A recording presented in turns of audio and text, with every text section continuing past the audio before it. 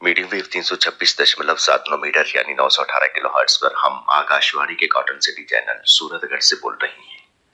लीजिए सुनते हैं आज का चिंतन। हम अपनी रोज की जिंदगी में देखते ही हैं कि जो आदमी सच्चाई पर चलने की कोशिश करता है उसे अनेक कठिनाइयों का सामना करना पड़ता है। उसे वो सुख सुविधाएं नहीं मिल पाती जो झूठ के कारण दूसरे लोग जुटा लेते हैं, ऐशो आराम का जीवन गुजारते हैं, जबकि सच्चे लोग दाने दाने को मोहताज हो जाते हैं। ऐसा ही एक व्यक्ति अपनी पीड़ा लेकर अपने सतगुरु के पास पहुंचा। महात्मा को उसने प्रणाम किया और दूसरे लोगों के साथ प्रवचन सुनने के लिए बैठ गया। उसने सभी की ओर एक दृष्टि डाली तो चकित रह गया। ये क्या? वहां तो सुविधा संपन्न व्यक्ति, महिलाएं, बच्चे सब लोग बैठे थे। उस व्यक्ति का मन गुरु के प्रवचन से हटकर उन लोगों की तरफ हो गया। बैठा बैठा सोचने लगा कि मैं तो अपनी व्यथा लेकर आया था, लेकिन ये लोग कौन सी परेशानी में हैं जो यहाँ बैठे हैं। बच्चों की तरफ देखा तो पाया कि वे सभी यहाँ दूसरे बच्चों के साथ खेलने में मस्त हैं। वहां के सेवादार उनकी देखभाल कर रहे हैं, जरूरत पड़ने पर पानी पिलाना इत्यादि काम करना बच्चों के लिए कर रहे हैं। फिर उसका ध्यान महिलाओं की तरफ हो गया। उसके कानों में महिलाओं की बातें आने लगी।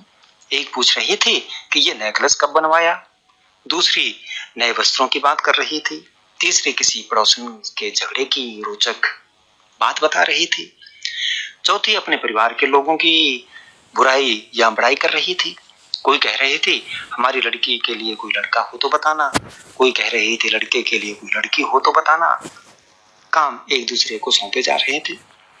एक पूछ रही थी सत्संग से कब घर लौटना होगा, दूसरी का जवाब था बहुत ही रोचक, बहन जी सत्संग संपन्न होने के बाद फलां सेठ ने लंगर का आयोजन किया है, लंगर का सेवन करके ही चलूंगी यहाँ से।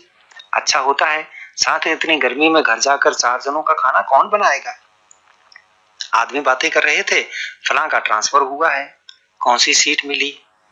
प्रवचन गुरु का जारी था, लोग बतिया रहे थे, बिजनेस की बातें, घर परिवार की बातें, दोस्तों की बातें। कुल मिलाकर सत्संग का नजारा बाहर से कुछ और, भीतर से कुछ और कहानी कह रहा था। गुरु का प्रवचन क्या कह रहा है किसी को ध्यान देने की जरूरत महसूस नहीं हो रही थी। इतने में एक और महिला 5-6 बच्चों के साथ आई। वहां बैठी हुई एक महिला ने पूछा, तुम तो उस समय नहीं आ रही थी बुलाने पर, अब क्यों आई। उसने बहुत ही स्पष्ट और सच्चा उत्तर दिया, गुरु के दरबार में। क्या करती, इन बच्चों ने तो नाक में दम कर रखा है। सोचा गुरु जी के यहाँ चलते हैं, बच्चे खेल भी लेंगे, थोड़ी गपशप भी हो जाएगी और कुछ देर के लिए बच्चों की चिल्पों से भी छुटकारा मिलेगा। कितनी सच्ची बात थी। ये अपनी सारी शरारतें यही निकाल लेंगे तो घर जाकर आराम से रहेंगे। वो व्यक्ति सोचता रहा, एकदम चौंका, जैसे उसमें कुछ चेतना आ गई हो। लोगों की बातें सुनकर न जाने वो कौन सी सोच में पड़ा हुआ था, अचानक उठा और भागकर गुरु के चरणों में गिर पड़ा। गुरु ने प्रवचन को रोका, पूछा, क्या बात है बेटा, तुम इतने बदहवास क्यों हो गए। गुरु जी, आज मेरे से बहुत भारी अनर्थ हो गया। मैं आया था प्रवचन सुनने के लिए और यहाँ क्या क्या सुनने बैठ गया, आपसे विमुख हो गया। इससे बड़ा पाप मेरे से और क्या हो सकता है गुरु जी, मुझे माफ करो, मैं तो कोई और ही समस्या लेकर आया था, इतना बड़ा अनर्थ मेरे से हो गया। लोगों का ध्यान अपनी बातों से हटकर इस घटना की तरफ हो गया। किसी को कुछ समझ नहीं आ रहा था कि क्या हुआ है।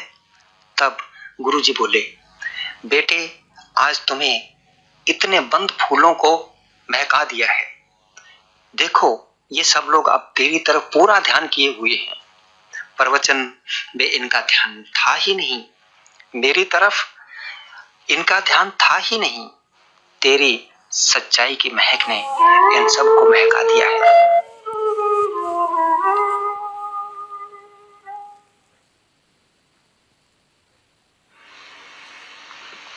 श्रोताओं, ये तो था आज का चिंतन।